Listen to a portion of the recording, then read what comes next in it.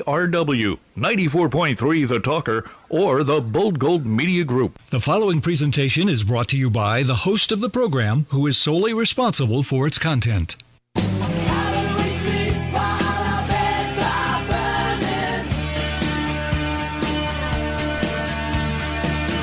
And from the top of West Mountain in Scranton, Pennsylvania, good morning, everybody. This is 94.3 FM The Talker. This is Sanity Check.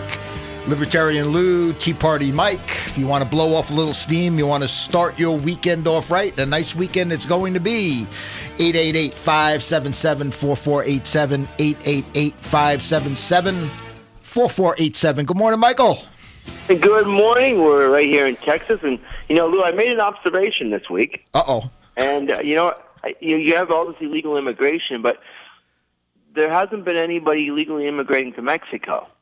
And, I'm just trying to figure out why the reason for that is. When it comes up to one answer, I know we're going to talk about this later, but there's no welfare in Mexico. Did you know that? I didn't know that, but thank you. It's all good information. That's why we listen to the Sanity Check. We learn all kinds of tidbits of information here this morning. That's right. There's no incentive at all. We'll get into the morality of those things, but, it's really...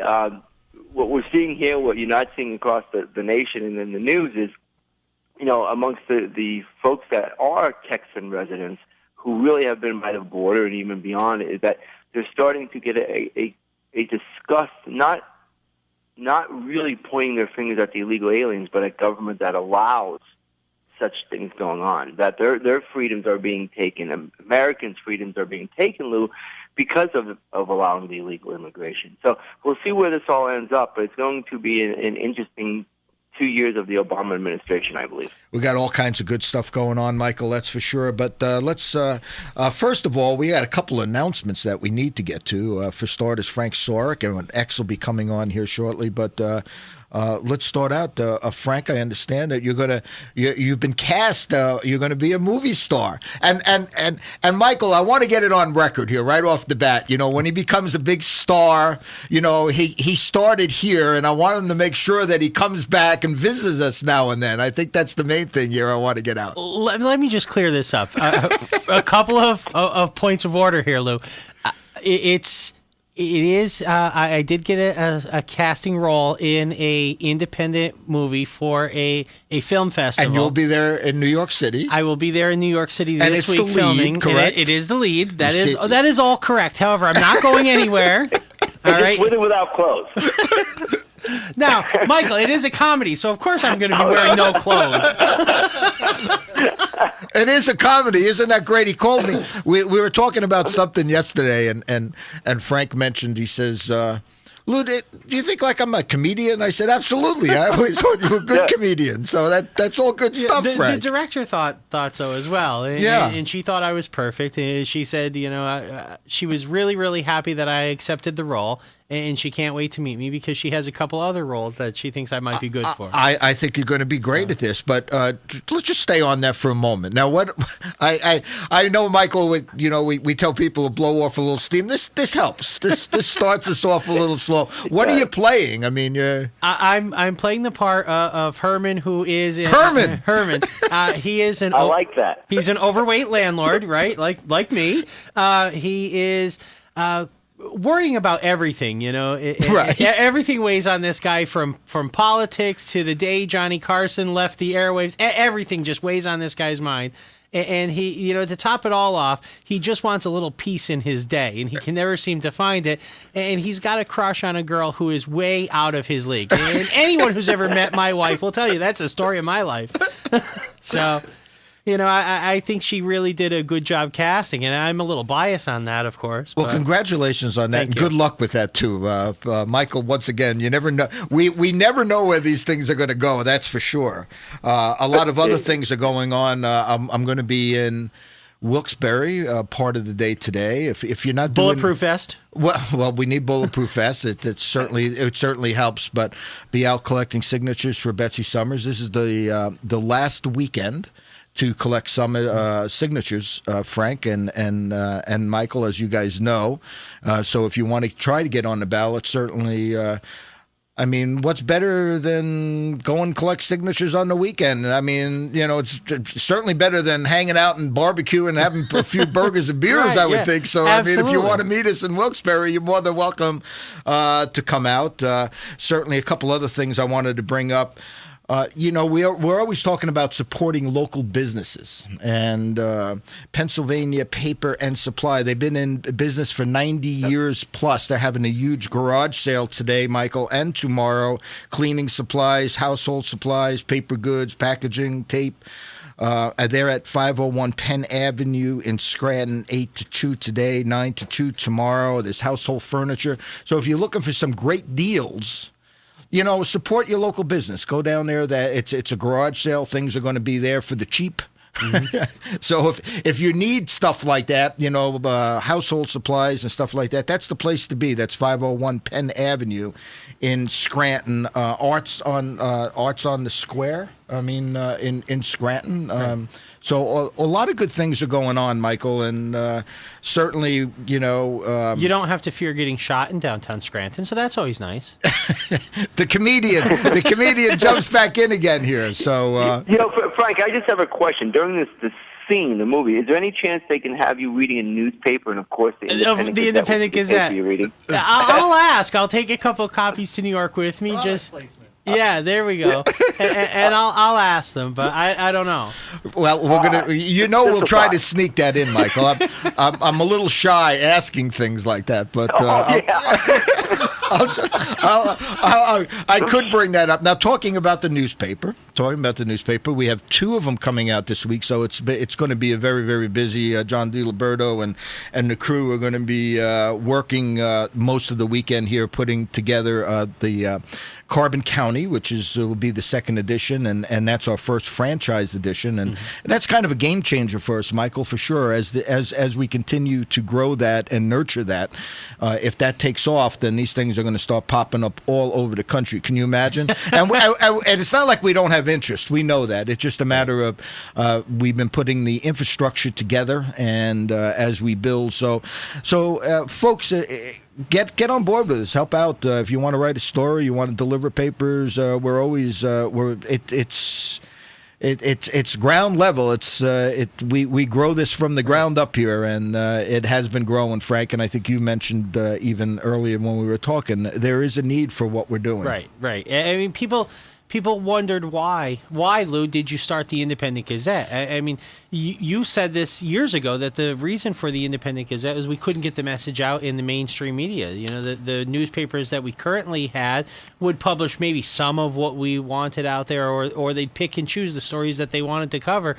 But in fact, when we had an important issue, or anybody for that matter, they had no place to go. Now they have the Independent Gazette, and we're finding out that people are calling us, they're writing stories, they're writing letters to the editor, and we publish them without editing them. If someone, there's no word limit for the Gazette. If they have an important letter they need to get out, we don't pick and choose the words that we're going to publish for them. John's over there laughing, our editor. He's saying, what are you saying? But you're right. But we do true. print things in whole. And we have to give credit where credit is due. And I think, Frank and Mike, one of the things that has happened over the course of a couple of years, certainly we've taken to task some of our local media. We still have a few radio entertainers, like I would like to call them, that might not want to recognize what independent news is all about, but we do need to give credit. Like, matter of fact, even some of the local TV reporters have come to us, and Michael, I think we've forged some relationships with these people. But in fact, they've said they're kind of jealous because in many ways. Right. They do have to turn out a story every 15 minutes, or they don't have the opportunity to dig into these things like we've been able to do. Right. Well, what we've been told too is, there are those that criticize us because of what we're doing, and there are those that like us because of what we're doing. And whether you love us or hate us, the point is we're trying to leave this place better than what we found it. That's it. So it's not like we're out there to criticize anybody or down anybody. We just want to make sure that we're reporting the facts as they're presented to us. And Michael, one of the things that I've liked really about whether it's some of the local TV reporters. They've given us credit, and also we need to give credit to other one like Antonello. Here's another one that had, he was at one of the local meetings here. He was the guy that was there, just like you. Frank, you go to the parking authority, and who calls you? I mean, you do have the other media calling you because they know somebody is there, and that's all we're saying. I mean, it's about time that people start, and I think most people have started recognizing what independent media is all about.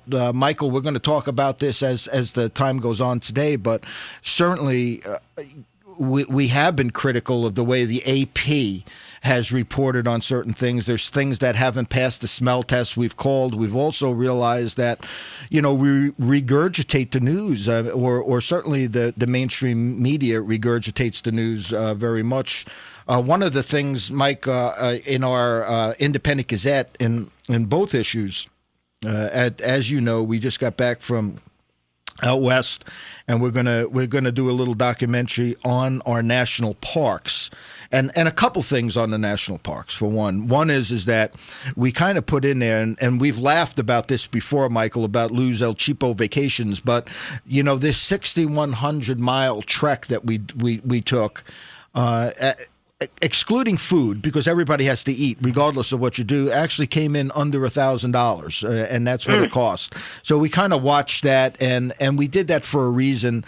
One is to show people that they can get out there and perhaps get their families out to see wonderful places like whether it's Yellowstone or Glacier, or and just sharing with their families the history of the United States and the beauty of the United States. So we encourage folks to look for the copies of the Independent Gazette. Frank, we're also those boxes are coming. We have quite a few boxes going to be popping up in Wilkes-Barre, stuff like that. So, we got that. We're going to chain them down and make them heavy enough that they don't wind up in the basement of City Hall real quick. You think that's a possibility? Oh, yeah. Yeah, I think they'll come up missing and we won't know where they are. We'll have to submit several right to knows before we find them. Right. So here's a couple other things too, Michael, about this whole trip. Certainly out in Montana, we're on the roads in Wyoming. We're on the roads in North Dakota, and I forgot to bring this up. One of the things that popped up was there was no potholes. I mean, it was like driving on glass. And I was asking Frank, so you two guys are the local guys here. You're born and raised here in Northeast Pennsylvania.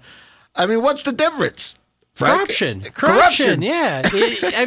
Pennsylvania has a much higher road tax, so you would think we would have better roads, right? Right. But no, we're the 5th leading state in corruption in the United States. So we're 5 out of 50, and growing, right? We're probably reaching. number one now, because that study that I keep referring to was done prior to Kids for Cash breaking. So we're probably number one. Which again, corruption ain't cheap. You get what you pay for, and we can't expect to have nice things in Pennsylvania. Michael, I know it's brought up, whether it's the road traffic or frost heaves. I mean, it's 40 below zero, and then it gets warm there. I mean, well, see, that's what John DiLiberto was saying. What was it, John? Something about. Back in 2010, Jake Town was running for Congress as an independent down around Allentown, and he was asked about the roads at one point, and he claimed, as an engineer, he was a chemical engineer by training, that Pennsylvania has more freeze-thaw cycles than any other state. Freeze-thaw cycles, thank you. So that's what it is, Lo. It's not corruption. It's not looting the general fund that causes us not to be able to pay for roads. It's freeze-thaw cycles. Here I thought it was PennDOT's inefficiency, but in fact it is the freeze-thaw cycles that keeps our roadways the way they are. So, Michael, I guess you could chime in down there. You're down in Texas there. I'm just listening here, and it's like freeze-thaw. Freeze-thaw. Well, okay, so the neighboring states, such as Ohio, they don't get freeze-thaws. It's amazing here in Texas, and certainly, Lou, you and John know the little town of Blanco I'm living in, and the main street that's there, and the roads seem perfectly fine, but because they had nothing to do one weekend, they decided to repave it. Right. So now it's like a racetrack, but it's really interesting. It's all about keeping up with the infrastructure. So certainly we don't have a freeze thaw issue here, but what I'm hoping, it's just not improving the road for the illegal immigration that goes straight through to the West Coast. But, we never know the reason for it.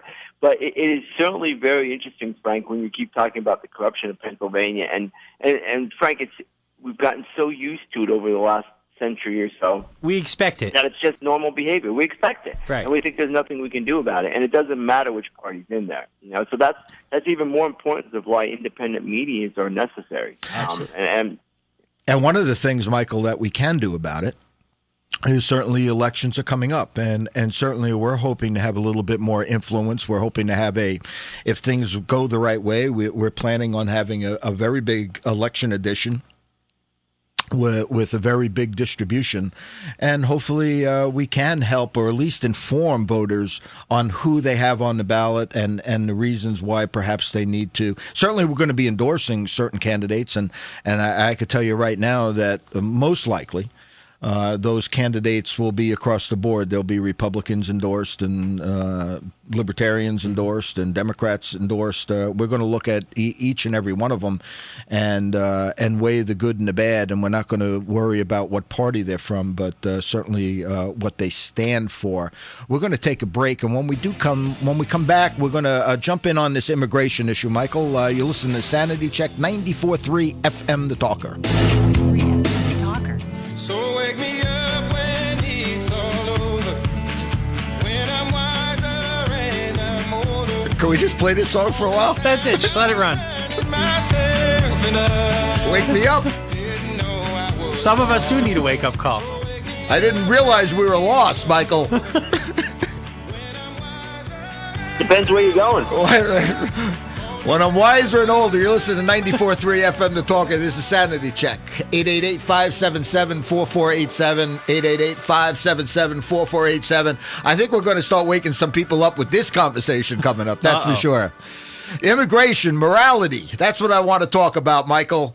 Certainly a couple different quotes here. Give me your tired, give me your poor. The Statue of Liberty. I didn't realize, doing a little research yesterday, that was not put on the Statue of Liberty to 1903, the new Colossus. That was Emma Lazarus did that. I did not realize that. Or we could go with Jefferson, who said, "A nation which has not control of its borders has no sovereignty." And so we have a little dichotomy going on here. But let's talk about this morality stuff, because Mike, here's the way it's getting played out these days. Lou, you make an interesting point. As you started this segment, you said we want to talk about immigration and morality. I think they're tied together. I think the reason we need immigration is because we need to bring in new morality. We seem to have lost that in this country. So maybe that's it. Maybe no illegal morality. But here we go with something like this, though, Michael. And one of the things is that I keep hearing it more and more in the media now, especially with the influx of these children coming in across the border. 200 for Pennsylvania. And the thousands as we look around the country here now and what's going on. But something's not passing the smell test with me, and certainly when we start looking at these things, and we looked at the polling for the AP, and that didn't pass the smell test, and after we did a little bit study on that, we realized it was not a poll, it was just a survey of their business writers per se, and something's not passing the test on this either, Michael. But what gets me is when they start tying this whole thing in, like you're not moral or you're not Christian or something, if you're not here with open arms.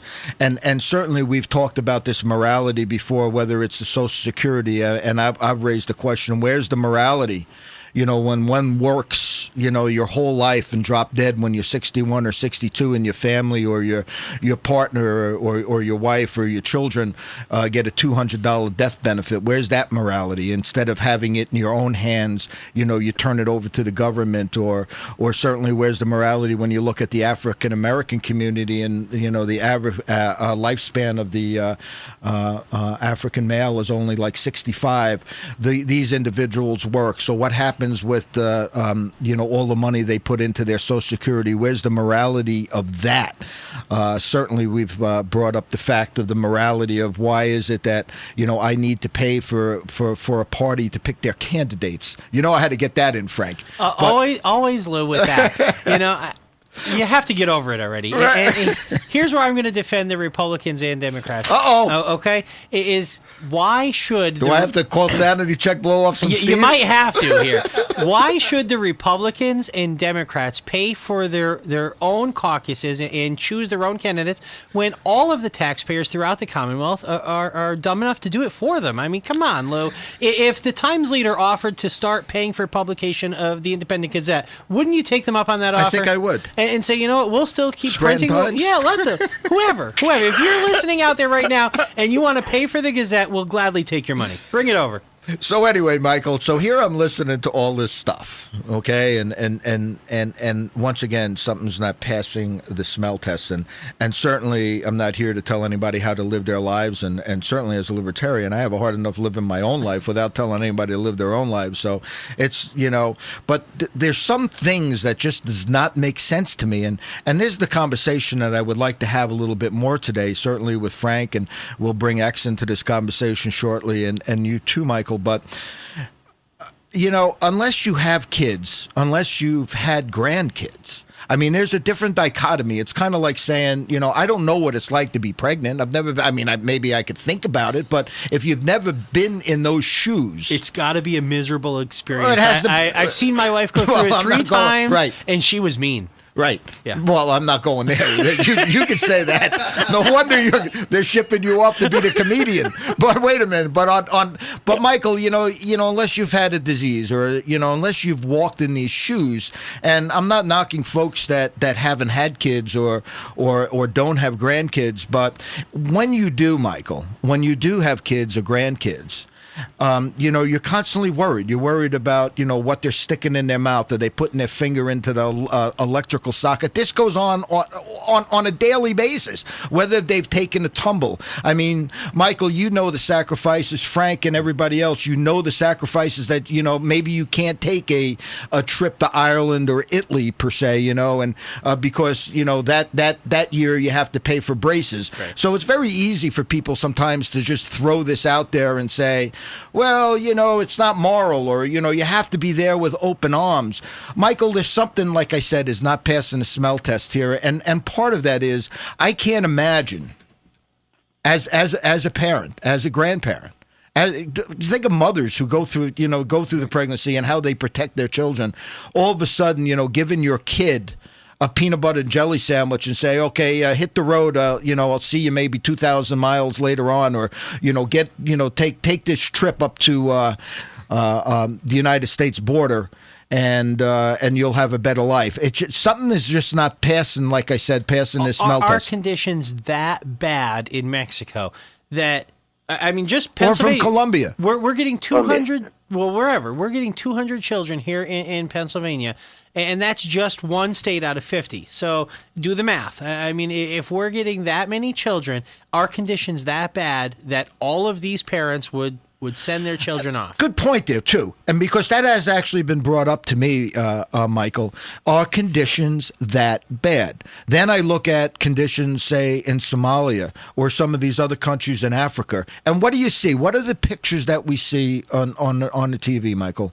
You see parents, with their belongings on, everything they own on the top of their head, but their kids are in tow. You see, and I think that's the point that I'm trying to get to. And I think, as a parent, as a grandparent, and I'm not, once again, knocking anybody else that don't have kids, but there's a different dichotomy here. Until you've had that, you can't even imagine sending them off and saying, see you, man. Never see them again. And never see him again, or knowing that, I was talking to Antonello a little bit yesterday, and he said he was on a local show and it was talking, but, it's like 2,000 miles or whatever. He said as an adult, and I forget the exact, what the, how long it would take, but he said, even if an adult was taking this trek, for 2 weeks straight. If they walked for two straight weeks without stopping, it would take that long to reach the border. So, the questions, Michael, that have to be asked is what is going on, and is our own government complicit? We know they're complicit. Mm-hmm. But how did this all of a sudden just happen? And that's where I really start wondering why, what's going on with this whole immigration problem. And I'll let you guys start jumping in here now.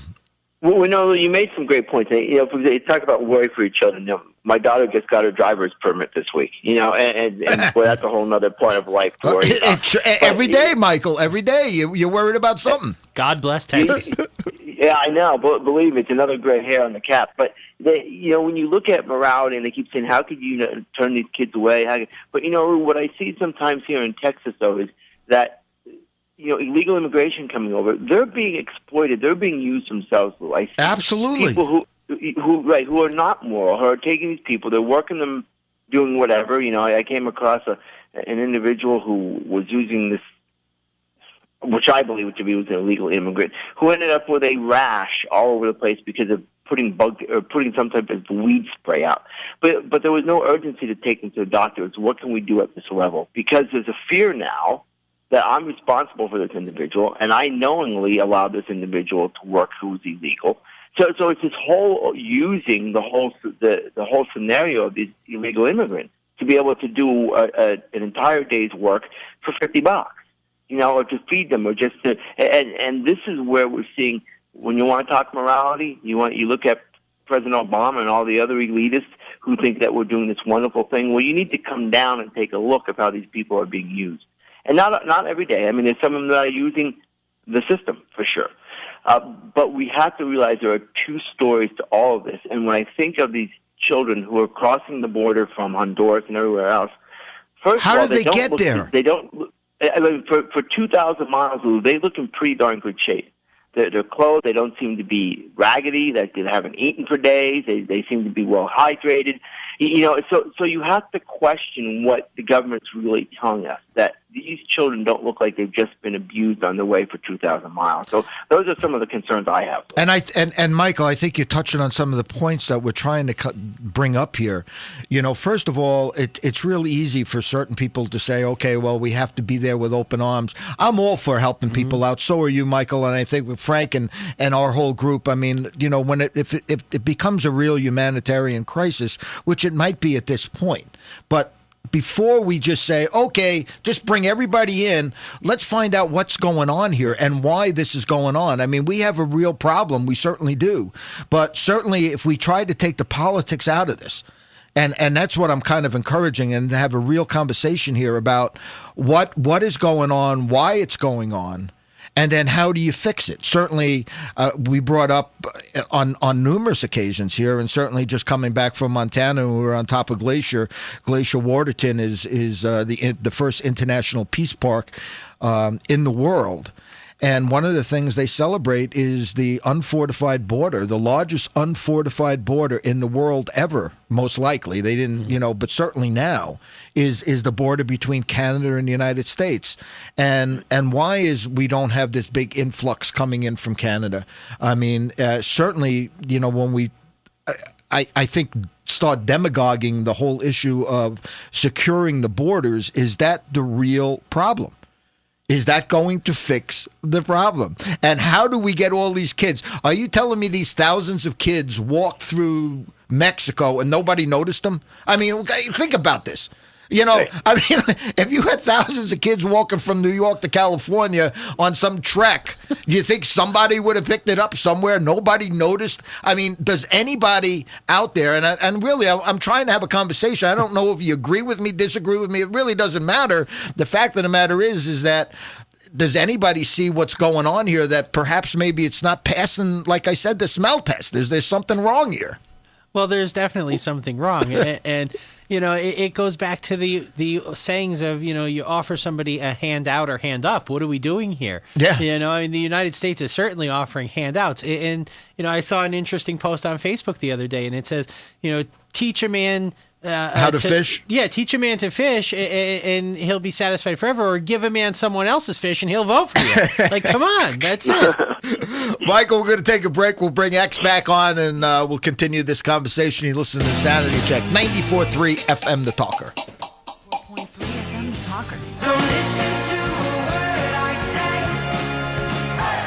The screams all sound the same. For the truth may That's what we say. Don't listen. Don't listen to a word we say. Do your own research. That's right. Hop on that internet. 94.3 FM, The Talker. This is Sanity Check, 888-577-4487. 888-577-4487. Libertarian Lou Tea Party Mike. We got Frank Sorick in studio, and now we bring X into the conversation. Good morning, X. Hey guys, how you doing? We're doing good. X, where are these children coming from, and who's sending them? Well, here's the big thing. It isn't all kids. So you notice everybody has taken this immigration thing. They're focusing it as if the only people crossing the border are children, whereas the vast majority of people crossing the border, probably over 80%, within the last 6 months, are all full-grown adults or 16 or older types. Legal voting age? Yeah, right. And depending on what county you're living in. But the thing that stands out again over and over and over again is we're playing a distraction game here. Look, I have a lot of sympathy for, very young children coming across the border. But the question, like you were talking about earlier, Lou, is, there's no 4-year-old that's left Honduras that's made it up to the border without somebody taking them with them. That's the point, yeah. This isn't happening. This isn't like some mother putting their kid on a boat in Ireland because of the potato famine and sending them to go see your cousin in America. That's not what's happening. But, as long as you keep this distraction fixated on the humanitarian crisis, you notice how this thing's completely morphed into somehow there's a humanitarian crisis going on in Latin America that, a year ago, 2 years ago, 3 years ago wasn't going on? I mean, if anything, you should have seen all of this stuff taking place during the 1980s, when you had the Contras and stuff like that going on. Exactly. And so, once again, trying to take the politics out of this, X, and certainly, what... Who's involved? I mean, who do we when we do find out who's might be responsible? Certainly, I don't know if the drug lords are bringing these kids up or the governments are helping them, but it just doesn't make sense to me. Yeah, there's two things specific that are going on. One is that word has gotten around that if you have a young child, it's almost like a free pass to get into the country. Sure. Okay, so a lot of these people are being coming up here, and before people are using their kids almost like get out of jail free passes. If I'm with the kid and I come to the border, even if it isn't my kid, they'll just say I'm your uncle or something like that. You're not going to kick me. You're not sending me back if I get caught. Whereas if I come up by myself, maybe there's a higher chance that I'll get sent back as an individual. So that's the first part of this. The second thing that stands out about this over and over and over again is, remember, instead of having a debate about the border, about, sovereignty and the ideas of, how do you integrate people, I mean, everybody seems to forget, Ellis Island was set up so that when people came into the country, even though there were boatloads of them, there was, medical screening. You checked in. We talk about this all the time. You come here, you check in, make sure you had no infectious diseases, that you're not a criminal, and you then need to assimilate into our society. Right. So again, this idea of let's talk about children. Anytime I hear any discussions about children, I always know that there's some political agenda going on that doesn't have to really do with the kids. It has to do with the government trying to institute some type of policy that if they put it under anything besides children, people would object. When it comes to spending on this or spending on that, they'll throw out the kids. Not, does it make sense? Is this a good idea? Do we have the resources to know? Children, somehow everybody, it's kind of almost like this whole situation that's going on in Israel right now. If any person criticizes Israel, the Israeli government or people, in the media tend to throw out the word anti-Semitic all of the time. It's like somehow if you criticize the country of Israel, that somehow is an attack on the Jewish faith, which it's not, but they know how to use that. Just like when you try to criticize something going on within within the black community, same sort of thing. Now you're a racist. Again, they use it as a trump card, all of these institutions, because they know that they can't have an intellectual discussion about the facts and figures going on. So that's what comes up. You're exactly right. I mean, I got this not long ago at a school board meeting. Wilkes-Barre area is deciding on building a new school, and I brought up the wasteful spending with our current schools. I said, you haven't repaired them in years. You let them dilapidate to the point of disrepair, and now you want to soak the taxpayers for a new school that will be built by one of your cousins.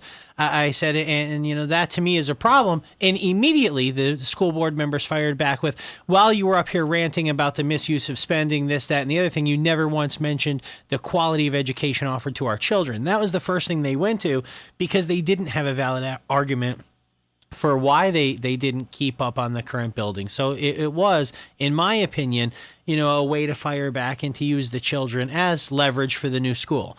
Let's not talk about how you've allowed this to dilapidate or what you've done. Let's talk about, the fact that you, the taxpayers, don't want to pony up dough to take care of the children. Michael, go ahead. Go ahead. Hey, Frank, you're right. You're spot on with this stuff, because what happens is, remember, about half the population is a thinker, and the other half of the population are feelers. And if you notice, most of the engineers and things like that, these are the thinker types. These are the ones that solve complex problems. But you can't solve a lot of life's complex problems through feeling better about the solution. So this is why, you hear a lot about, when people are having discussions about children and things like that, they bring it up because it's a feel-good argument. And I always use this in that analogy, and this is probably very pertinent to the situation we have. I used to live in El Paso. I used to live on the border. And in high school, you used to be able to go back and forth across the bridge because as an underage child, you could go drinking in Mexico and the drinks were like $1. So it was the greatest place to be if you were an underage kid who doesn't want to, the drinking age in the U.S. is 21. You go across the border, 18, you're fine. Well, anyway, you would come back every night and you would cross the bridge. And on the bridge, I don't know if anybody's done this, but if you go down to Mexico and you're walking across the bridge, and this is, years and years and years ago, where you didn't need your passport and things like that. The Freedom Bridge. Yeah.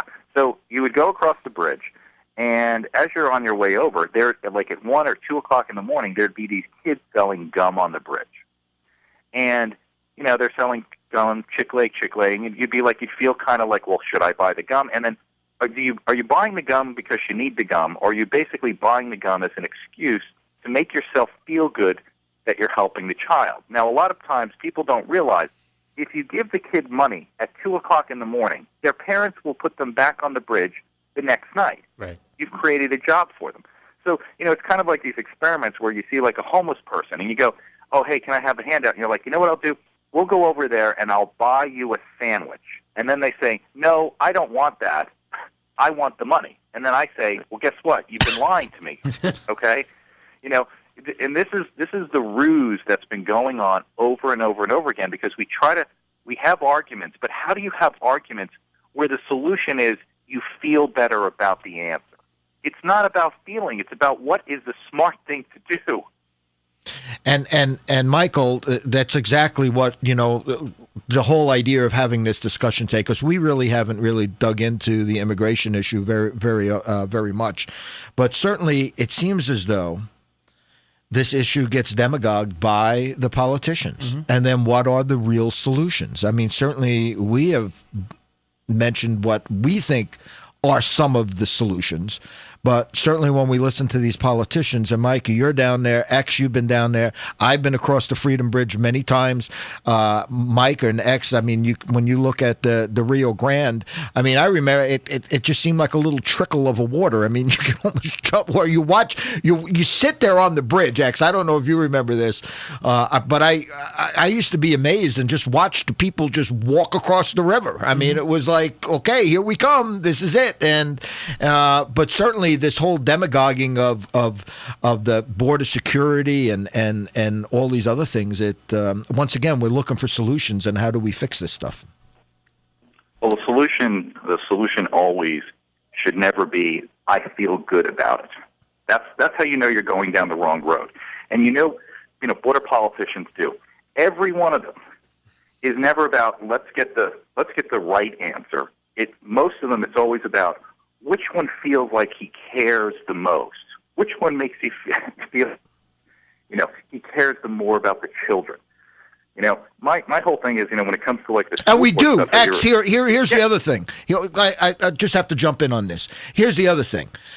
You do care about the children. And Michael, sometimes when you have children, some of the best things for children is to give them some kind of direction. And sometimes that's tough love. Right. I mean, right? I mean, you think about this, but X, you just brought up another point there that, once again, is that it's for the children. Well, sometimes what's best for the children is to give them some direction or so once you're again, saying turn them around and send them back I'm with not a saying, map. I mean, some direction. I'm not saying that at all. Thanks. With a map, you hear? This is what I got to deal with here, Michael.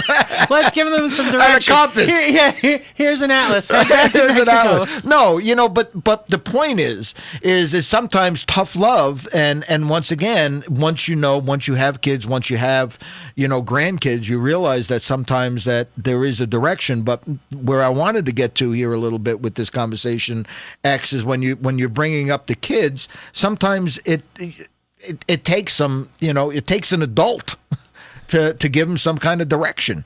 Well, I've got an easy solution. I mean, if it is all about the kids, when we see these people at the border and they're bringing the children, let's offer to take the children and send the adults back. Anyone over the age of 18, turn right around and head back. We'll take the kids. We'll see how quickly they're still eager to hand the children over. That's another point, Michael. We're going to take a break here. X, we have to take a break on this for a minute, but certainly when we come back, Michael, I want to talk a little bit more about the whole welfare state, and is the real solution something that our politicians don't want to talk about? Sanity check 94.3 FM. The Talker. We'll be right back. This came, by the way, from a caller to my radio show. Jason from Washington, D.C. He's an insider. He's connected inside Washington, and that's the secret buzz going on inside the Beltway. Jason from Washington, D.C.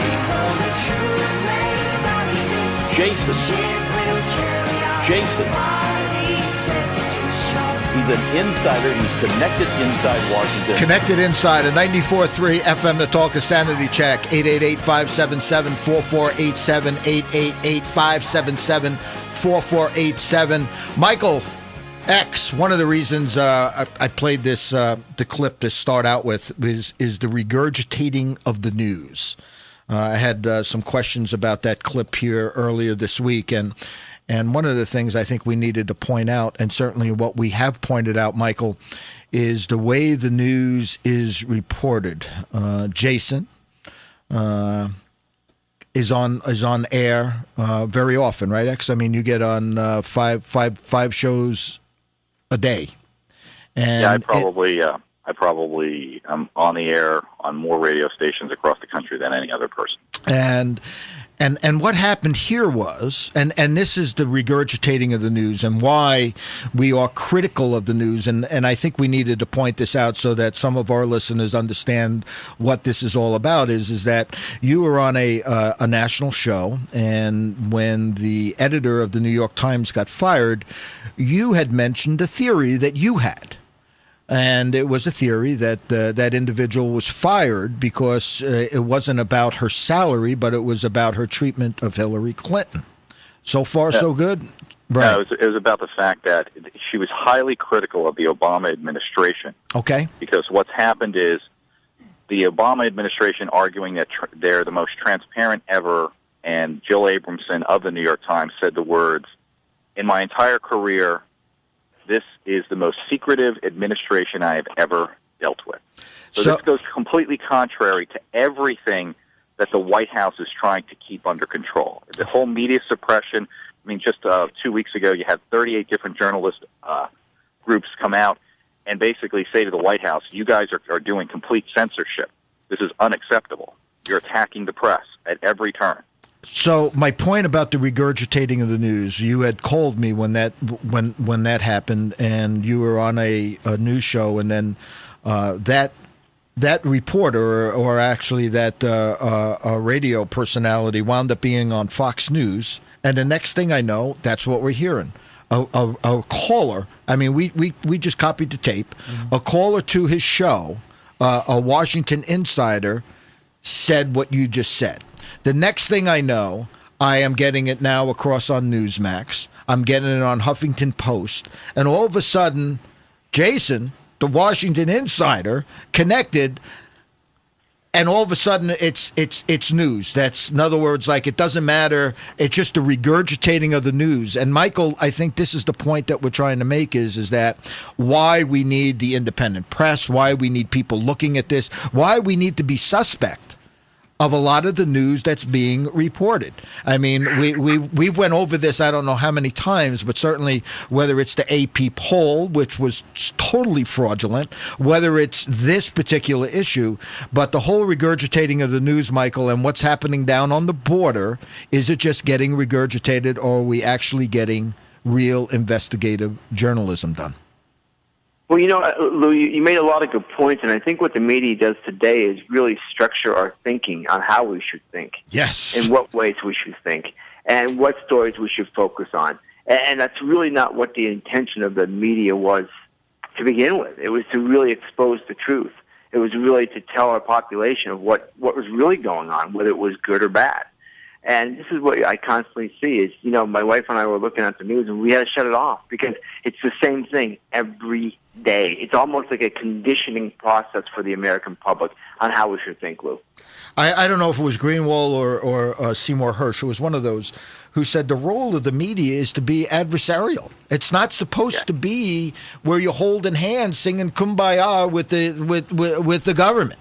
We're supposed to be there asking questions, and that's one of the reasons why we say we don't care if you come on air with us. You know what? If you're a politician, go aahead. Yeah, a good example of that, again, is I'm at Cafe Milano in Georgetown, Washington, D.C., and I'm sitting there, and at the table next to me, George Stephanopoulos, media, sitting with Jay Carney and Michael J. Fox. Okay, so, you're sitting here, and I'm like, wait a minute, what's the press secretary sitting with, the guy...